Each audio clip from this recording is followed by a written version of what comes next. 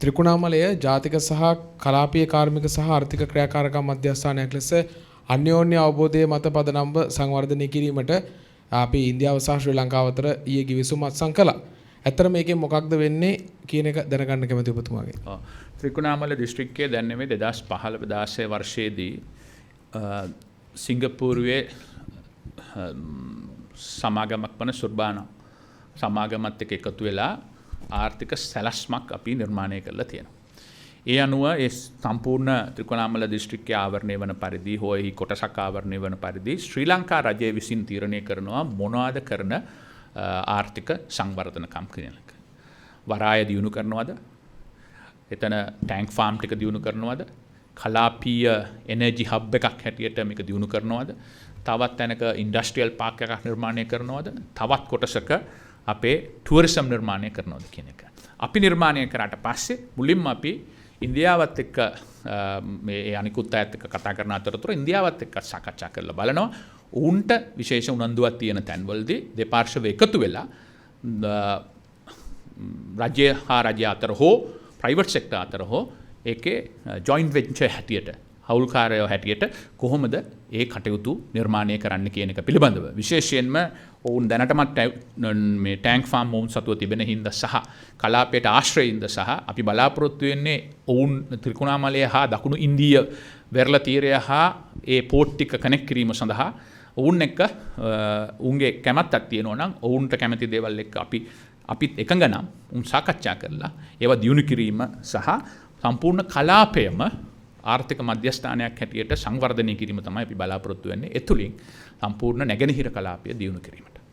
එතරම්ම මේ කිවිසුම කැබිනට් එකේ ඉදිරිපත් කරේ කවද්ද සහ අනුමැතිය ලැබුණේ කවද්ද කියලා දැනගන්න කැමතියි. මට දිනේ දන්නේ නැහැ. නමුත් මම දන්නවා ඒක AGට ලබා දීලා නීතිපතිතුමාට ලබා දීලා නීතිපතිතුමාගෙන් පස්සේ කැබිනට් එකට දීලා කැබිනට් එකෙන් අනුමත කරලා තමයි ඉදිරිපත් කරලා තියෙන්නේ. කැබිනට් එක අනුමත වුණා. අනුමත වුණා. බොහොම ස්තුතියි. Economic and Technology Cooperation Agreement එක්ටා කිවිසුම පිළිබඳව මීට පෙරත් මේ රට තුල කතාබහ ඇති වෙලා තියෙනවා. එතකොට මේක කතාබහට ඇති වෙලා නතර වෙච්ච කාරණාවක්. එතකොට මේ පිළිබඳව දැන් ආයෙත් කතාබහක් ඇති වෙලා තියෙනවා මේ හරහා ලංකාවේ ආර්ථික තාක්ෂණික ස්වාධීනත්වයට යම්කිසි මරුපහරක් එල්ල වෙන්න පුළුවන්ද? දැන් අර නතර වෙච්ච කාරණාවක් ආයෙත් කතා කරන මේ සම්බන්ධයෙන් ඔබතුමා මොකද හිතන්නේ? අපි විශ්වාස කරන විදිහට සියලු පාර්ශවයන් එක්ක සාකච්ඡා කරලා ඇස් අරගෙන දෙපාර්ශ්වයන්ට හොඳ දේවල් තමයි අපි කරන්නේ. අපේ රටට විරුද්ධ දෙයක් අපි කරන්නේ නැහනේ. නමුත් ඔබ දන්නවා ලෝකයේ හුඟක් රටවල් වල එකිනෙකා එකතු වෙලා තමයි තනියෙන් ජීවත් වෙන්නට බෑ. තනියෙන් රටකට ඉන්නට බෑ. දෙවන යුද්ධ යුද්ධය ගත්තම දෙවන යුද්ධ යුද්ධයේ එකිනෙකා එක්ක හටන් කරගත්තේ යුරෝපයේ තියෙන රටවල්. අවුරුදු 15ක් ගියාට පස්සේ ඔවුන් එකතු වෙලා යුරෝපා හවුල හැදුවා. සම්පූර්ණ යුරෝපයම දියුණු වුණා.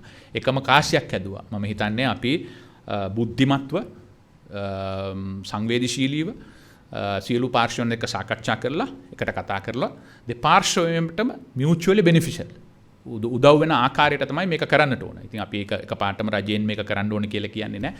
සාකච්ඡා කරලා විසඳ ගන්නට ඕන. අපි බලාපොරොත්තු වෙනවා සාකච්ඡා කරලා ආර්ථික වශයෙන් එකට එකතු වෙලා කටයුතු කිරීම ශ්‍රී ලාංකික ව්‍යාපාරයන්ටත් විශාල මාකට් එකක් ඕපන් වෙනවයි කියන එක. Minister, you already have FTA with India and the ECTA is expansion of FTA. Now this has been spoken for a long time, more than 10 years. What is the difference between that and now? Yeah, basically the one which is existing is only covering a limited number of products, so it can go forward. So basically the idea is now we also want to join the RCEP. So we told them. So with the free trade agreements, there are opportunities. Of course, there are challenges also. So we need to open up that. So the idea is our business community also must take part in this, discuss this, and see whether it could be mutually beneficial. And until and unless our products are competitive in the world market, we will never be able to establish an export-oriented economy. If you only look at the local market, we'll never establish that export-oriented economy. So in order to do that, we need to get the proper advice, both from economists as well as practically the business community. So it's all those things have to be done by all of them, the expert, Not that the politicians can only say that this is our desire, this is what our end result is, but the modalities we can discuss. But the idea is to provide a greater cooperation between the countries and have access for both sides to greater markets, both in the region and outside the region. But Minister, this is the same concept that was resisted by the Sri Lankans, right? Local entrepreneurs. Some of them have resisted a long time ago, but that's by case. We need to look at it. So that's what we are saying.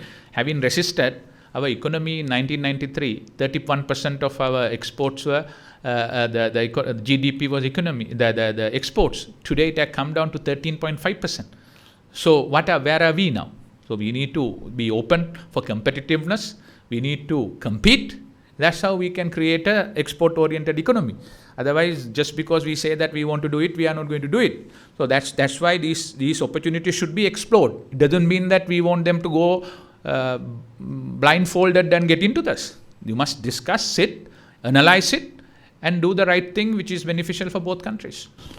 During the discussion, Minister, was there any topic on the mineral resources in Trincomalee?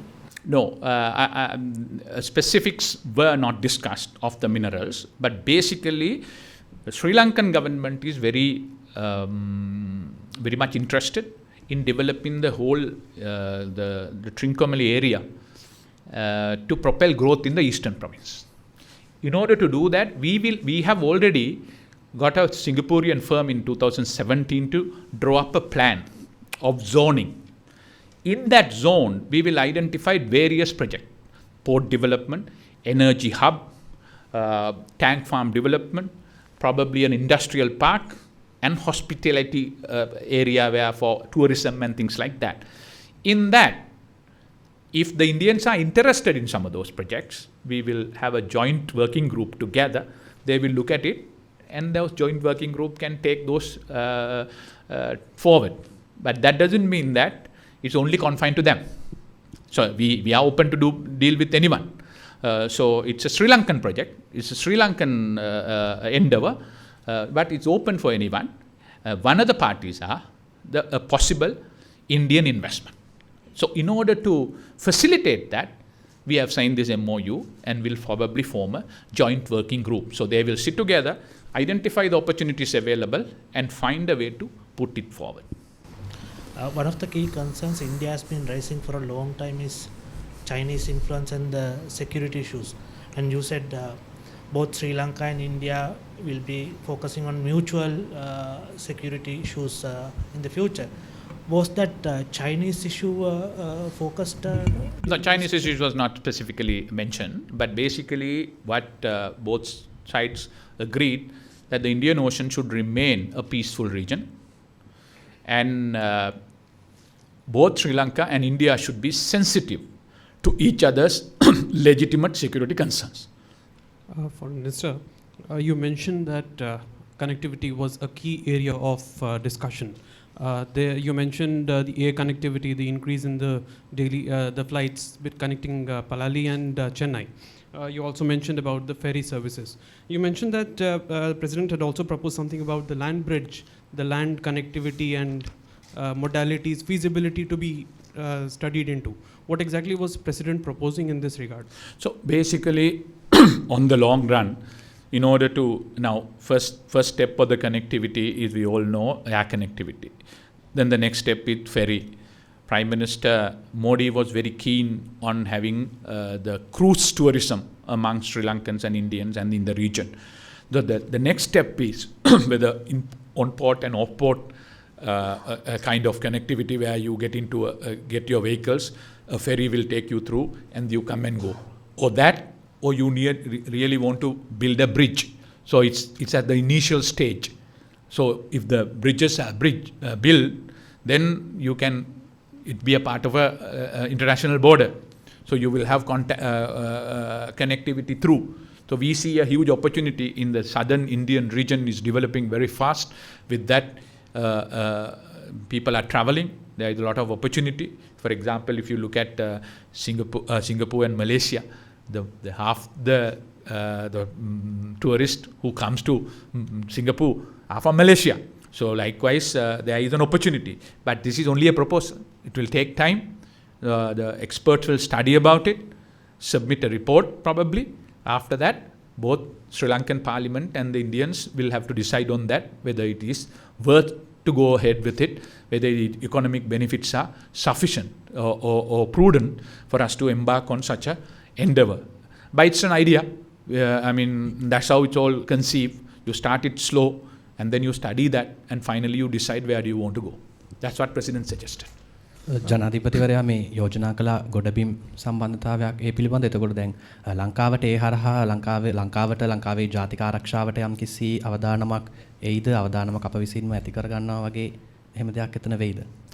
ඒක සම්පූර්ණ ඉදිරියේදී සම්පූර්ණ සියලු දේවල් සාකච්ඡා කරලා අපි පාර්ලිමේන්තුව විසින් තීරණය කළ යුතු දෙයක්. නමුත් එහෙම ලංකාව දූපතක් නොවුනා නම් රටවල් කීපයක් එක්ක සම්බන්ධ වෙන්න තිබුණානේ. ලෝකයේ එක රටක පොදු මායින් තියෙනවායි කියලා ආරක්ෂාවට තර්ජනයක් වෙනවයි කියන එකක් නැහැ. හුඟක් රටවල් ඒ විදිහට බ්‍රිජ් ඇති කරලා තියෙනවා.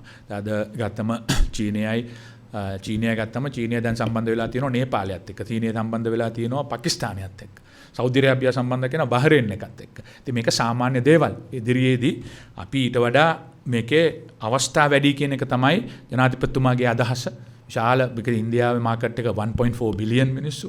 දකුණු ඉන්දියාවේ තිබෙන තමිල්නාඩුව, කර්ණාටක, තෙලංගානා, ආන්ධ්‍ර ප්‍රදේශ්, කේරලා වගේ රටවල් වල මේ ප්‍රාන්තවල මිලියන 300ක පමණ ඉන්දිය ජනතාවක් වාසය කරනවා. ඔවුන්ගේ ආදායම ඉතා වේගයෙන් ඉහළ යනවා. ඉතින් ඔවුන් අතරින් ඔවුන්ට ලංකාවට එන්නට අවශ්‍ය නම් ටුවරිසම් වේවා අනිත් දේවල් වල අපිට විශාල අවස්ථාවක් ඒකේ තියෙනවා කියන එක තමයි බලාපොරොත්තු වෙන්නේ.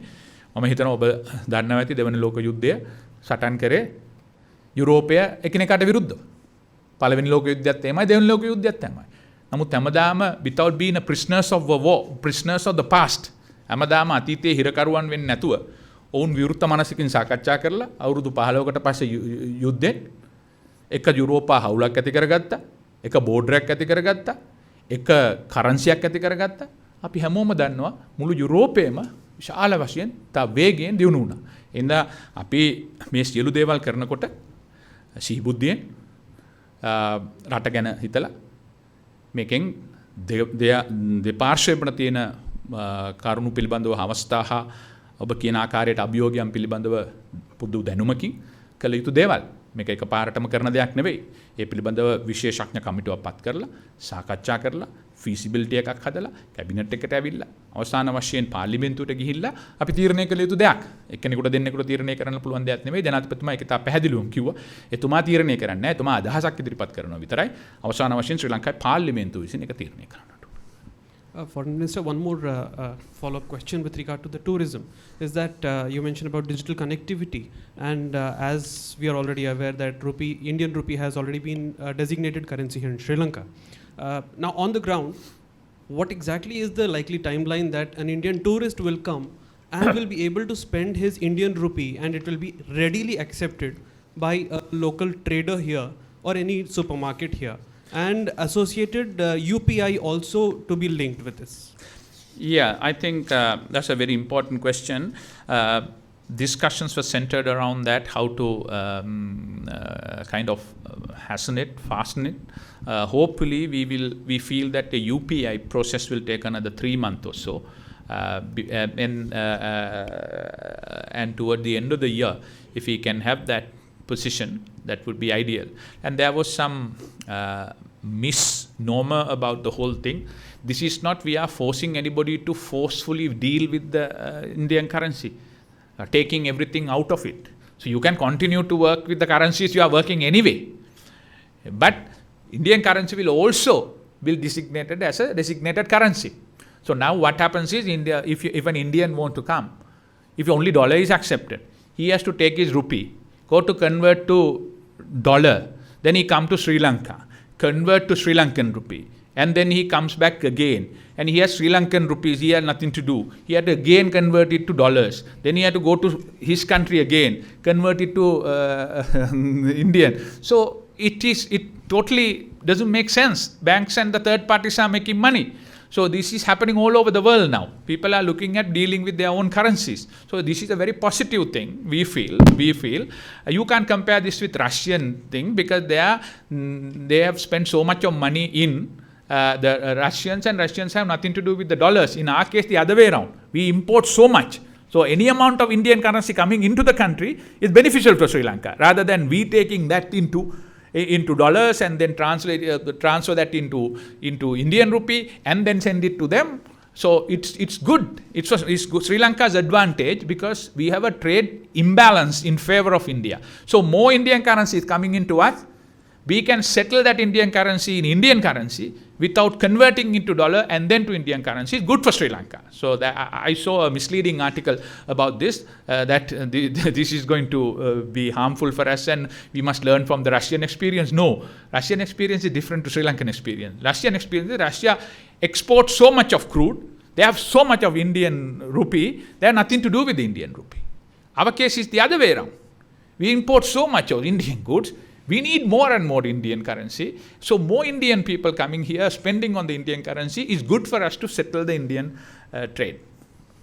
එමෙතුමා ත්‍රිකුණාමල ආශ්‍රිත ට්‍රාන්ස්පෝර්ට් හබ් එකක් විදිහට සංවර්ධනය කරන්න ඉන්දියාව සමග ගිවිසුමක් අත්සන් කරානේ.